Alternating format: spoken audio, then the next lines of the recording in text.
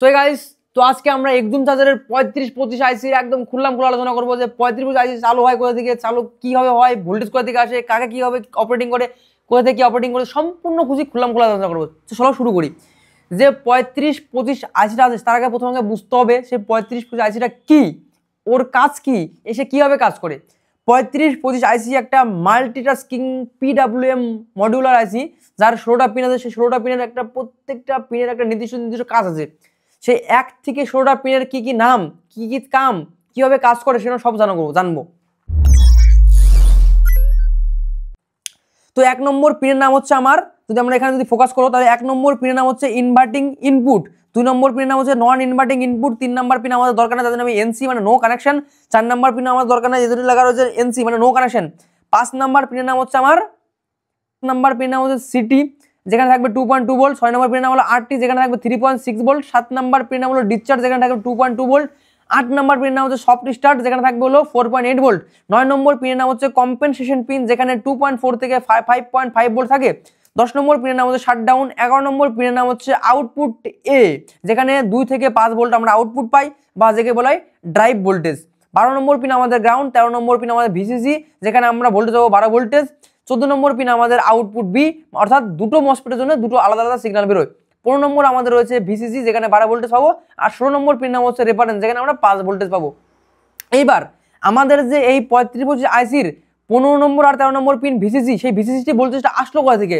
যখন আমরা একজুম চার্জারকে মানে একজুম চার্জার যখন আমরা ব্যাটারির সঙ্গে কানেক্ট করি, তখন ব্যাটারি থেকে যে 10 ভোল্ট 12 ভোল্ট আর ডিসি সেন্সটা নেওয়া হয়, সেখান থেকেই 12 ভোল্টেজটা তৈরি হয়। সেই যখন ব্যাটারি কানেকশন করি, তখন আমাদের 35-25 আইসির 15 নম্বর 13 নম্বর পিনে যখন আমরা 12 ভোল্টেজ পাই, সেই 12 ভোল্টেজটা থাকাকালীন তখন আমরা 1 নম্বর পিনে ভোল্টেজ পাবো না।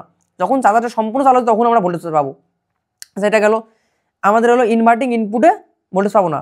2 নম্বর পিনে আমরা নন ইনভার্টিং ইনপুট, সেখানে আমরা ভোল্টেজ পাবো অ্যাপ্রক্স 2.5 থেকে 3.5 ভোল্ট। 3 নম্বর পিনে ভোল্টেজ পাবো না। যদি আমরা 3 নম্বর পিনে ভোল্টেজ পাই তাহলে আমাদের আইসিটা খারাপ।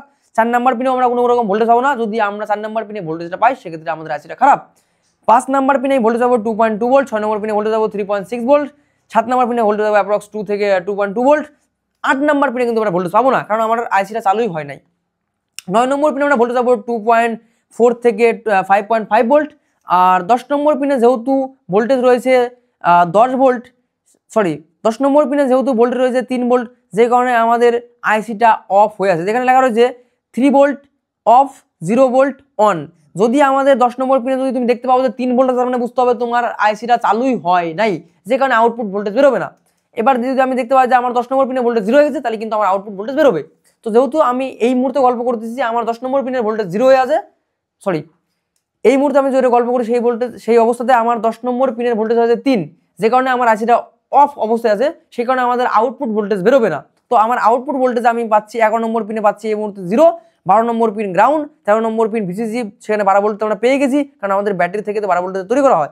এবার 14 নম্বর পিন আমি আউটপুট পাবো না, আর 15 নম্বর পিন আমি পাচ্ছি আমার 15 ভোল্ট, আর 16 নম্বর পিন আমি 5 ভোল্ট পাচ্ছি।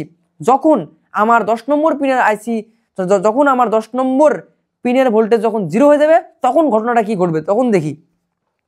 সেই মুহূর্তে যদি আমার চার্জারটা চালু হয়ে যায়, তাহলে আমি 1 নম্বর পিনে ভোল্টেজ পাবো অ্যাপ্রক্স 2.5 থেকে 3.6 ভোল্ট পর্যন্ত, এর মধ্যে পাবো। আর 2 নম্বর পিনে সেম ভোল্টেজ, এই 2.5 থেকে 3.5 ভোল্ট ভোল্টেজ পাবো। আর 1 নম্বর আর 2 নম্বর পিনের মধ্যে অ্যাপ্রক্স 0.7 অথবা 1 ভোল্টেজের ডিফারেন্স থাকতে পারে, কারণ এটার একটা কারণ আছে, কারণটা আমরা পরে অন্য সময় আলোচনা করবো। আর 3 নম্বর আর 4 নম্বর পিনে ভোল্টেজ পাবো না, যদি ভোল্টেজ আমরা পাই তাহলে আইসিটা খারাপ। আর 5 নম্বর পিনে ভোল্টেজ থাকবে 2.2, 6 নম্বর পিনে ভোল্টেজ থাকবে 3.6, আর 7 নম্বর পিনে ভোল্টেজ থাকবে 2 থেকে 2.2, 8 নম্বর পিনে সেই সময় কিন্তু ভোল্টেজ চলে আসবে, কারণ 8 নম্বর পিনের কাজ হলো সফট স্টার্ট করা। যেহেতু আইসি 10 নম্বর পিন 0 হয়ে গেছে, তার মানে আমার সফট স্টার্ট হয়ে গেছে, এই কারণে আমরা 8 নম্বর পিনে 4.8 ভোল্ট পাবো। 9 নম্বর পিন কম্পেনসেশন পিন, সেখানে আমরা 2.2 থেকে 5.5 ভোল্ট পর্যন্ত আমরা পেয়ে থাকি। তো আমরা অবভিয়াসলি ওটা আগেও পেয়েছি, এখনো পাবো। আর এই মুহূর্তে আমার 10 নম্বর পিনের ভোল্টেজ হয়ে গেছে 0, তার মানে আমরা আইসি, তার মানে বুঝতে হবে আমার আইসি চালু হয়ে গেছে, মানে আউটপুট শুরু হয়ে গেছে। ঠিক তাই আমার 11 নম্বর পিন দিয়ে আউটপুট বেরিয়ে শুরু হয়ে গেছে 2.2 থেকে 5 ভোল্ট পর্যন্ত আউটপুট পাচ্ছি। 12 নম্বর পিন গ্রাউন্ড, 13 নম্বর পিন ভিসিসি আমরা তো পেয়ে গেছি। 14 নম্বর পিন আউটপুট বি, ঠিক আউটপুট বি হলে পরে তার মানে 2 থেকে 5 ভোল্ট আউটপুট হচ্ছে। আর 15 নম্বর পিন আমার ভিসিসি, যেখানে 12 ভোল্টেজ আমরা পাবো। আর 16 নম্বর পিন আমার হচ্ছে 5 ভোল্ট, সেখানে আমরা 5 ভোল্টই পাচ্ছি। এইবার যখন আমার 10 নম্বর পিনের ভোল্টেজ 0 হয়ে যাবে সেই মুহূর্তে কিন্তু আমার আউটপুট ভোল্টেজ অথবা ড্রাইভ বেরোনো শুরু হয়ে গেল। সেই ড্রাইভ ভোল্টেজ যাবে কোথায়? আমার ড্রাইভার সেকশনে। এবার ড্রাইভার সেকশন তো অপারেটিং হতে গেলে 3টে জিনিস দরকার, একটা হচ্ছে ড্রাইভার সেকশনের ভিসিসি ভোল্টেজ, একটা গ্রাউন্ড আর একটা ড্রাইভ। তো এই মুহূর্তে আমাদের ভিসিসি ভোল্টেজ 13 নম্বর পিন থেকে একটা 1N4007 ডায়োড দিয়ে ড্রাইভার সেকশনের এনপিএন ট্রানজিস্টরের কালেক্টরে কিন্তু প্রবেশ করে দেওয়া হয়েছে 12 ভোল্টেজটা হয়ে গেল। তাহলে এর আমার ভিসিসি ভোল্টেজ পেয়ে গেল। আমার নেগেটিভ তো নেগেটিভ অলরেডি দেওয়া রয়েছে, কালেক্টরে দেওয়া রয়েছে, এখানকার কালেক্টরে দেওয়া রয়েছে, মানে পিএনপি ট্রানজিস্টরের কালেক্টরে কিন্তু নেগেটিভ দেওয়া রয়েছে, মানে নেগেটিভ পেয়ে গেলাম আর আমি ভিসিসি ভোল্টেজ 12 ভোল্টেজ পেয়ে গেলাম। এখন আমার দরকার ড্রাইভিং ভোল্টেজ বা ড্রাইভ ভোল্টেজ। সেটা 14 নম্বর পিন আর 11 নম্বর পিন থেকে যখন ড্রাইভ ভোল্টেজটা বেরোলো তখন ড্রাইভ ভোল্টেজ লাগছে কোথায়? তখন তখন আমার ট্রানজিস্টরের বেসে। যখন ট্রানজিস্টরের বেসে যখন ধাক্কা দিল তখন কি হলো? তখন কিন্তু একবার এনপিএন একবার পিএনপি সুইচিং করা শুরু করলো। এবার যখন একবার পজিটিভ আর একবার নেগেটিভ যখন সুইচিং করে তখন কি হয়? 474 পিএফ এর মাধ্যমে লাইনটা তখন যে ড্রাইভার ট্রান্সফরমারের যে প্রাইমারি কয়েল থাকে সেই প্রাইমারি কয়েলে গোল গোল ঘোরে। এবার প্রাইমারি কয়েলে যখন লাইনটা যখন প্রাইমারি কয়েল থেকে যখন ইলেকট্রোম্যাগনেটিকের মাধ্যমে বা অসিলেশন প্রক্রিয়ার মাধ্যমে যখন লাইনটা জাম্প করে যখন সেকেন্ডারিতে যায় তখন কি হয়? তখন ডিসিটা এসি রূপে রূপান্তরিত হয়। আর সেই এসিটাকে আমরা তখন মসফেটের গেটে নিয়ে যায় মসফেটের এসি পালস হিসাবে আমরা কাজ করি। তো এই হচ্ছে আমাদের সিস্টেম। তো এই হচ্ছে আমাদের একটা মসফেটের জন্য একটা ড্রাইভার সেকশন, যেখানে রয়েছে আমাদের একটা এনপিএন ট্রানজিস্টর, একটা পিএনপি ট্রানজিস্টর, একটা 474 পিএফ, তার সঙ্গে একটা driver transformer. Same process. Output বি যখন বেরোয় 14 নম্বর পিন থেকে, সেখানে 2.2 থেকে 5 ভোল্ট পর্যন্ত বেরোয়। সেই 5 ভোল্টেজটা যাচ্ছে কোথায়? যখন মসফেটের যখন ট্রানজিস্টরের বেসিস যখন ট্রিগার করলো তখন একবার মাইনাস আর একবার প্লাস সুইচিং হওয়ার পরে তখন অসিলেশন প্রক্রিয়ার মাধ্যমে এখান থেকে ডিসি ভোল্টেজটা রূপান্তরিত হয়ে এসিতে গেল, তখন এসিটা তখন মসফেটের গেটে পালস হিসেবে কাজ করলো। তো এখানে রয়েছে একটা আমার এনপিএন ট্রানজিস্টর, একটা পিএনপি ট্রানজিস্টর, একটা 474 পিএফ আর ড্রাইভার ট্রান্সফরমার। এইভাবে হচ্ছে ড্রাইভার বা ড্রাইভ। আর এই ড্রাইভ থেকেই আমাদের এসি পালস জেনারেট করে মসফেটের গেটে এসি পালস দেওয়া হয়, তখন মসফেট সুইচিং করা শুরু করে। তখন মসফেট সুইচিং করলে তখন কি হয়? প্রাইমারি কয়েল থেকে সেকেন্ডারি কয়েলে লাইন চলে আসে হাই ফ্রিকোয়েন্সিতে। এই হাই ফ্রিকোয়েন্সি লাইনটাকে কন্ট্রোল করার জন্য রয়েছে আমাদের MUR3060, যেটা আউটপুট ডায়োড।